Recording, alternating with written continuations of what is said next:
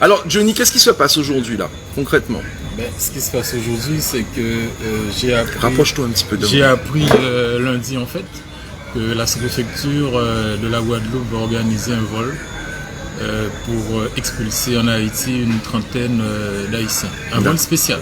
Un vol spécial. Sachant que depuis le confinement du mois de mars jusqu'à aujourd'hui, en fait, il n'y a pas de vol pour Haïti-Guadeloupe. D'accord. Donc ça nous a un peu surpris, quoi, pourquoi ce vol spécial, surtout dans les conditions qu'on connaît actuellement, quoi. Voilà. D'accord. Donc c'est ça qui nous a amené à entamer des démarches. D'accord. Donc on va essayer par les moyens qu'on peut et qu'on connaît aussi, quoi, de voir qu'est-ce qu'on peut faire. Alors je vais poser des questions, mais tu as droit à des jokers. Les frères et les sœurs, donc tu peux nous énumérer, pas forcément dans les détails, mais c'est des mères de famille. J'ai compris qu'il y avait une mère qui était enceinte. Il y a un peu de tout, hein. D'accord. Donc il y a des futurs parents, il y a des gens qui sont là depuis plus de 10 ans, il y a des gens malades, il y a des gens qui sont entrés ici mineurs et qui ont atteint leur majorité sans avoir pu se régulariser. Donc il y a un peu de tout, quoi. D'accord. Donc ils sont une trentaine. Okay. Et après les chiffres, après on ne sait pas s'ils seront plus ce jour-là ou pas. D'accord. Mais selon les chiffres, c'est une trentaine. Donc une trentaine, ça va de 30 à 39. On est d'accord. Alors dis-moi, j'ai pas bien l'info. Ils sont situés où? Je veux dire, excuse-moi d'utiliser. Ils les ont capturés. Les autorités coloniales les ont capturés, les ont enfermés quelque part. Comment ça se passe? Il y a une partie qui est au centre de rétention administratif, au Rézé. D'accord. Donc ceux-là, ils ont été placés en détention, de manière très prolongée, quoi. Parce que j'en ai un qui m'a appelé, il m'a dit que on l'a mis là-bas pour 28 jours. Donc tu te rends compte. Donc c'est comme une prison en fait, hein. D'accord. Quelqu'un qui est placé au centre de rétention pour 28 jours, donc on ne voulait pas le relâcher dans la nature pour qu'on ne puisse pas le retrouver après, quoi. Est-ce que parmi eux, est-ce qu'il y en a qui ont de la famille régularisée au pays? Évidemment, puisqu'il y a une trentaine de personnes, donc c'est-à-dire il y en a qui ont des parents ici, des parents en situation régulière, etc. Donc c'est vraiment un peu de tout. Okay. Voilà. Après il y en a qui sont assignés à résidence aussi, donc on pense qu'ils vont récupérer chez eux ce jour-là. D'accord. Une autre question qui m'interpelle, c'est que est-ce qu'il y a des cas de parents qui vont être expulsés alors que leurs enfants sont nés Si. Voilà. Il y a des parents d'enfants français. Donc c'est-à-dire que des gens qui ont des enfants français mais qui n'ont pas pu se régulariser, qui vont être expulsés. Donc quand je dis un peu de tout, c'est vraiment des situations, quand tu entends ça, tu te dis mais comment est-ce possible, quoi. Okay. Donc il y a des situations vraiment inimaginables. Donc, des gens qui sont là 20 ans, 30 ans, qui n'arrivent pas à se faire régulariser. Voilà, et ensuite avec les conditions de rendez-vous à la sous-préfecture, tout ça, donc c'est vraiment c'est galère, quoi. Mais l'accueil en préfecture, comment ça se passe? Est-ce qu'aujourd'hui, est-ce que c'est toujours l'accueil? Je suis plus à Pointe-à-Pitre depuis des années, mais est-ce que c'est moun là depuis 5 h du matin et c'est l'accueil et tu passes ta matinée là? Ça fait depuis quelques années, ils ont en fait, sous la pression de certaines associations, ils ont changé le système. D'accord. Mais ce qu'on peut dire là actuellement, d'après nous, les informations qui nous arrivent et ce qu'on sait aussi, la queue n'est pas devant la sous-préfecture, mais la queue se trouve derrière les écrans d'ordinateur en fait. D'accord. Parce qu'il y a un système de rendez-vous en ligne. Ok. Et il y a des gens, et c'est pas évident, c'est pas du tout facile, où des gens se mettent à essayer de prendre un rendez-vous pendant 6 mois. Voilà, quoi. Et des fois, ils se retrouvent à payer assez chèrement. 200, 300, il y en a même qui m'ont dit qu'ils ont payé 500 € pour avoir un rendez-vous, quoi. Attends, attends, là j'arrange ma chaise, Johnny, regarde-moi là. Il y avait une magouille comme ça, à un moment donné, qui avait éclaté au niveau de la sous-préfecture il y a quelques années. Non, en fait, ce ne sont pas des gens, ils ne payent pas les gens à la sous-préfecture, hein. Donc ce sont des gens en fait qui ont compris la combine, quoi. Étant donné qu'il y en a qui n'ont pas d'ordinateur, il y en a qui ne savent pas utiliser le système. Donc il y a des gens qui exploitent ça. Donc, attends, vous voulez dire qu'elle peut faire des démarches qui, pour nous, hein, entre normalement, ce sont des démarches gratuites où la sous-préfecture a obligation de recevoir, ou a l'obligation en fait de mettre en place un système pour que les gens puissent faire leur demande de régularisation facilement. Et là, on se retrouve avec un système où il y a des gens qui essaient de trouver un rendez-vous pendant 1 an, quoi. Tu te comprends? Donc cette personne-là, étant donné qu'il y a des échéances de loyer à payer, il y a le boulot, il y en a aussi qui touchent les allocations, il y a le travail, donc il y a plein de choses, donc ces gens-là se retrouvent coincés, donc ils sont prêts à payer peu importe la somme de Alors déjà pour ça, il y a une certaine, c'est carrément du racket. Ouais, moi c'est du racket, excusez-moi. C'est moi qui a dit ça. Mais il y a des entreprises qui se sont mises là-dedans aussi, quoi. Quand je dis ça, il n'y a pas que des particuliers. Hein. Il y a certains cybercafés aussi qui se sont mis dans le truc, quoi. À prendre 40 €, 50 € pour prendre des rendez-vous pour les gens. Mais il y a quelque chose qui est frappant, c'est qu'on sait bien que les Haïtiens font partie de ces peuples justement qui ont toujours revendiqué et chéri leur pays, oui, et pourtant ils sont aux 4 coins du monde. C'est bien pour ça on en parlait par rapport à Google, à cause du fait il y a tellement d'humains qui pratiquent le créole haïtien que Google l'a officialisé. Mais pourquoi je te dis ça? C'est que souvent on a l'impression que les Haïtiens ils partent, mais en fait que bon, on comprend pas qu'en fait s'ils partent c'est vraiment parce que des fois ils ont besoin de s'en sortir. Ils n'ont pas le choix. Et qu'ils n'ont pas le choix. C'est un départ forcé, quoi. Donc quand tu regardes la situation du pays au niveau politique et social, donc avec des crises à répétition, tout ça, donc les gens, quand ils partent, c'est vraiment à contre-cœur, quoi. Donc ce qui fait que donc d'où ils sont, peu importe l'endroit où ils se retrouvent, donc on passe toujours à Haïti, c'est notre Haïti chéri. Mais bien sûr. C'est le seul peuple à appeler son pays chéri. Je n'ai jamais entendu un Français dire la France chérie. C'est vrai. Je n'ai rien contre eux. D'ailleurs, quand on va penser à ça, quand on va faire l'émission ensemble, il faudrait que tu me parles de cette fameuse hymne. La fameuse hymne de Haïti, qui est très particulière quand même, je trouve, au niveau de la rédaction. Oui, c'est particulier. Bon, après... Bon, on est particulier. Vous êtes unique. On est unique. Vous êtes unique. Vous êtes la base, le commencement de beaucoup de choses. Yes. Alors, dis-moi, concernant justement, pour revenir à ça, alors, samedi, il y a une mobilisation qui est prévue sur la place de la Victoire.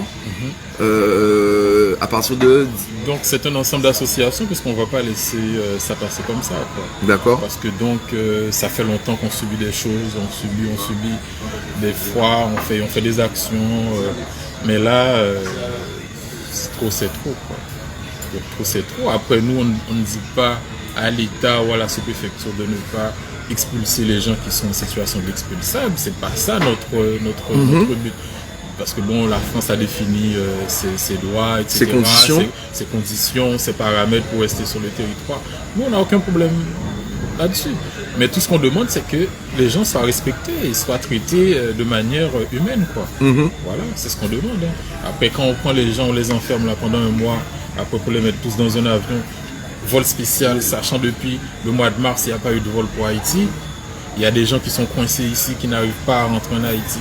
Il y a des gens qui sont en Haïti, des résidents, des résidents qui ont des enfants, qui ont leur travail, etc. Qui est tout le temps en règle. Qui est tout le temps en règle et qui sont encore coincés en Haïti parce qu'il n'y a pas de vol pour venir directement.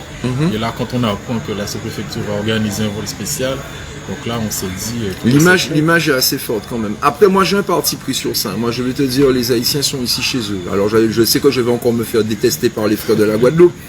Mais non, moi, tu sais, encore là, avant quand je t'ai envoyé le message il y a quelques jours, je commence déjà à préparer les émissions et je voulais qu'on revienne sur et les gens l'oublient des fois, cette fameuse dette, hein, cette dette imaginaire, c'est-à-dire que vous êtes libérés de l'oppression, vous êtes libérés de l'esclavage, ces humains mis en esclavage, mais en plus non seulement vous l'avez payé au prix du sang, mais l'ensemble des nations du monde, on va dire coloniales, ont décidé que, en plus que vous vous êtes libérés au prix du sang, vous devez leur payer. Oui, en fait, c'était pour dédommager, entre guillemets, les colons. En grand. Après, il faut... Les gens, en fait, ils parlent de ça, mais peu de gens prennent la dimension de cette époque-là. Tu vois, tu vis dans un monde, en fait, l'esclavage, c'est un système légal, quoi. Donc, c'est-à-dire que où peu importe l'endroit où tu allais, tu étais noir... tu n'étais pas considéré, tu vois. Donc aujourd'hui on l'est encore un petit peu, mais à l'époque encore plus, tu vois. Donc c'est un système légal. Donc c'est une anomalie, mais comme pas possible, quoi. Donc ils n'allaient pas accepter ça comme Alors ça. c'était près de 125 Oh, mais millions ouais, 125 millions. Après, de pièces d'or. C'est redescendu à 80 millions. Voilà. Donc c'était pour dédommager et aussi pour envoyer un signal contre ceux qui avaient des velléités de liberté, quoi. Donc on l'a payé doublement, triplement même, si je peux dire. Ben, de toute façon, les conséquences sont là, puisque faut savoir quand même, les gens ne le savent pas assez, mais il faut pas oublier que Haïti, pour moi, l'est encore, mais en tout cas à l'époque, était la richesse, la perle des Caraïbes. C'était, ils se sont goinfrés, comme des petits cochons. Oui, on va dire ça comme ça, ouais. Après, c'est un système où on épuisait les gens jusqu'à la mort. Hein. Donc Haïti était comme un endroit particulier. Il y avait beaucoup de production de sucre, etc. Donc parmi toutes les colonies françaises, etc. Donc c'était celle qui était la plus riche, quoi. Voilà, donc forcément ils se sont enrichis. Mais c'est un système global. Moi, ma pensée va être particulière peut-être, mais tu vois, par exemple, des Guadeloupéens qui vont me dire, enfin, même des Martiniquais ou ceux qui nous regardent qui vont nous dire, oui, mais bon, ils sont pas chez eux. Mais excuse-moi, si tu es libre aujourd'hui, c'est grâce à eux, ils l'ont payé au prix du sang, ils le payent encore et ils l'ont payé. On les a carrément braqués, la famille. Hein. Donc moi aujourd'hui, quand j'entends, s'il y a bien des gens qui sont chez eux, on devrait les accueillir. Moi, je suis désolé, hein, moi c'est ma vision. J'essaie d'être dans une logique. Je te dis franchement, Johnny. Parce qu'on va me dire, oui, ils sont pas en règle. Ouais, d'accord, ils sont pas en règle. Mais t'inquiète pas, ils ont leur place chez nous parce que sinon, on serait peut-être certainement pas comme ça. Et quand on voit l'argent qu'ils nous ont pris à Haïti, comment ils se sont goinfrés, on parle même pas de la valeur humaine déjà, mais on parle de la valeur matérielle et tout. Je me dis, mais vous vous rendez pas compte? Pour ceux qui sont en train de demander réparation, auto-réparation, en Guadeloupe, en Martinique, en Guyane et tout, vous vous rendez compte un petit peu? Parce que moi, tu sais, dès que j'ai marqué ça, on m'a envoyé des messages, on m'a dit, ouais, mais par contre, tu peux pas venir, genre, essayer de sauver tout le monde, tout n'est pas... Mais oui, non, ils sont pas en situation légale, mais je vous rappelle que c'est leur matrice, c'est leur casino, c'est eux qui ont décidé ce monde-là, cette société-là, la famille. C'est la même société qu'ils ont décidé pour l'esclavage.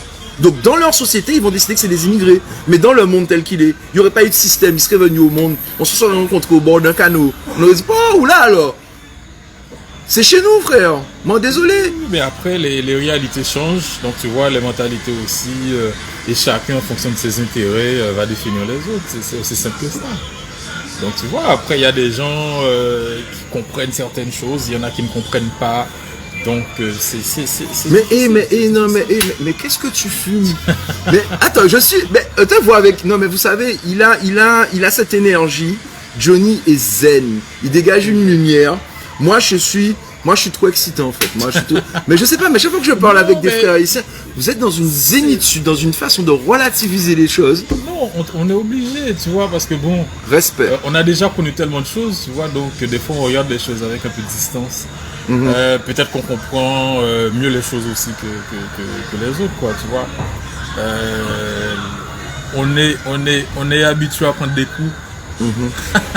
D'accord. Parce qu'on a appris les coups pour les autres, en fait. On a appris les coups pour nous.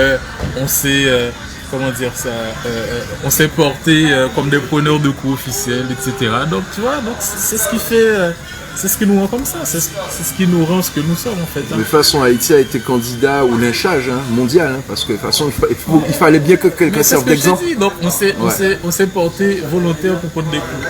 Donc on prend des coups, on est habitué à prendre des coups. Donc, mais on est habitué aussi à se battre. Donc c'est pour ça que tu vois, donc on se bat toujours. Alors c'est pour ça que j'en appelle à tous les frères et les sœurs, les frères et les sœurs, hein, les humains à côté des humains. Rendez-vous samedi sur la place de la Victoire. On sera du côté du kiosque, qui est juste par là ou pas? Oui, on va. Ouais. C'est un mouvement, c'est un rassemblement sans défilé, quoi. Donc juste avec une pancarte, non. Tout simplement non à beaucoup de choses. Mais est-ce qu'on peut envisager, je sais pas, une opération en mode Kinder Bueno, quoi, tu sais, peut-être se rendre au centre de rétention Rézé, peut-être pour aller mettre un petit coup de pression. Fanny Way dans le chat, à la manière de Fanny Way, il y a des frères et sœurs martiniquais qui sont mis devant la gendarmerie hier matin. Est-ce que tu penses que c'est possible? Est-ce que moi je suis chaud patate, hein? On va au Rézé? Non, moi je suis chaud, on y va.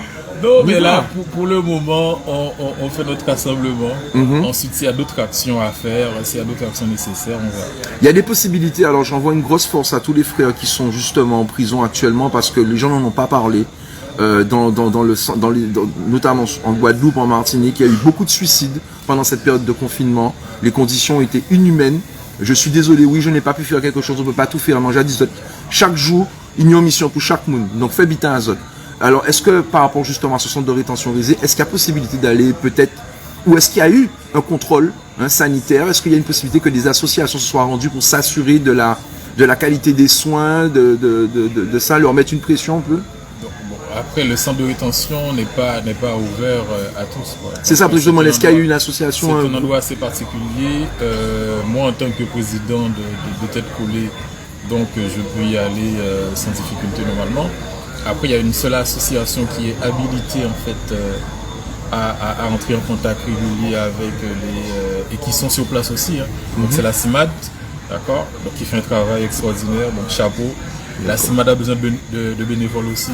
D'accord. Donc c'est une association nationale. Tu peux épeler pour moi? CIMADE. D'accord.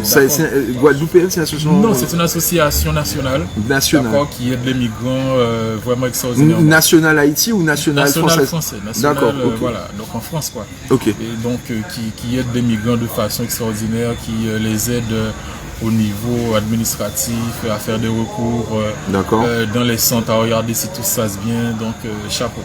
Okay. Chapeau. Bon, alors déjà c'est la mobilisation de samedi, mais après ça va aller très vite parce qu'ils sont censés être expulsés lundi. Oui. Lundi, c'est quelle heure? On n'a pas l'heure. D'accord. Pour le moment, on ne sait pas. Okay. Donc de toute façon, ça sera lundi. Le mot est déjà passé, on a le message. Donc il faut qu'on se mobilise au moins pour mettre la population au courant, quoi. Parce qu'il y a des gens qui ne sont pas au courant de ça. D'accord. Donc et ça, c'est un peu notre rôle aussi de diffuser les informations, d'alerter les gens parce que après avoir subi des choses, en fait, les gens après ils disent ouais, j'étais pas au courant. Donc je ne savais pas. Si je savais, donc là les gens ils ont pas d'excuses. Donc tout le monde sait. Après maintenant chacun agit en fonction de sa conscience. Alors samedi matin, bon, j'aime pas dire le hasard, mais on va dire que le calendrier fait qu'il y a une mobilisation, je te l'ai apprise avec l'association Nouka à partir de 9h. En soutien à Sylviane en Martinique, Michel également martiniquais, mais comme on le sait, qui a été lynché à la barbare classique coloniale dans l'Hexagone. Alors on a vu, Mercedes est passé dans le chat, on a vu, donc on va dire que à partir de 8h du matin, rendez-vous la place La Victoire, mais c'est 110 autres. Depuis 8h du matin, moi qui est là, et nous attendons autres. Après, bon, l'association Tête Collée, ainsi que, tu peux citer les autres organisations? Les associations, c'est toutes les associations haïtiennes en fait. On a Family Ben, on a Codig, on a la Fédération d'associations franco-haïtiennes. D'accord. Voilà, on a la CAI Concept aussi. Ok. Donc, tu vois, donc là, on a voulu que ça soit les Haïtiens qui prennent bien les choses en main. D'accord. Donc, normalement, on fait avec les autres associations. Bien sûr, Ce sont nos amis, on les aime bien, ils nous ont beaucoup aidés, tu vois. Mais là, on a voulu vraiment que ce soit les Haïtiens qui soient devant et qui se lèvent. Qui disent, oui, parce que les autres associations sont avec nous aussi, on est en contact, etc. Comme on a vu pour la commémoration, il n'y a aucun souci. Mais je comprends, le message, c'est de rappeler à tes frères haïtiens ici, il y a quelque chose qui se passe. Qu'ils doivent se battre. C'est comme une alerte rouge. Vous voulez lancer ça vraiment. Donc si vous ne vous battez pas pour vos droits, ce ne sont pas les autres qui vont le faire pour vous, quoi. Donc c'est le message qu'on a voulu. Moi je comprends très bien, je comprends très bien et je fais confiance à tous ceux qui suivent et je vois des frères de Moun Guadeloupe qui sont là samedi. En tout cas rendez-vous à partir de 8h, j'ai dit 8h, comme ça on sera tous là à 9h et à 10h quand vous allez arriver, tapis rouge, on vous attend. Merci. Au calme. On se retrouve bientôt, on reste connecté Johnny, merci pour ton temps. Une salutation à tous ceux qui te suivent, qui suivent le live, d'accord? Parce que bon, c'est grâce à des frères comme toi que les informations passent, qu'on est au courant de certaines choses. Donc c'est un travail extraordinaire, quoi. Donc, il y a le journalisme classique. Nous c'est pas du journalisme. Oui, bon, c'est pas du journalisme, mais Moi j'appelle ça très utile. je parle de la mission humanitaire. De la mission humanitaire, exactement. Donc c'est fait. très utile ce que tu fais, mon frère. Merci pour ton courage. Avec plaisir, et nous on se retrouve bientôt. Et Johnny, dès qu'il y a les infos, on fait passer. Okay. Alors toute la communauté du côté de la Guyane, tous les frères de Guyane, la diaspora, faites passer le message quand même. Et rapprochez-vous de la société de Collé. Si vous connaissez des frères haïtiens et haïtiennes ici, passez-leur message pour samedi matin. Yes. Parce que à la société de Collé, j'ai pas vu de flyers, j'ai vu le communiqué. Ouais. Donc, nous avons fait ça, nous paye. Il faut nous communiquer. Fais un petit post sur Facebook Azot. Samedi matin, rendez-vous Place La Victoire à Pointe-à-Pitre à partir de 10h avec toutes les associations haïtiennes, mais aussi tous les humains. Tous les humains, exactement. Voilà, merci à toi, mon frère. Yes.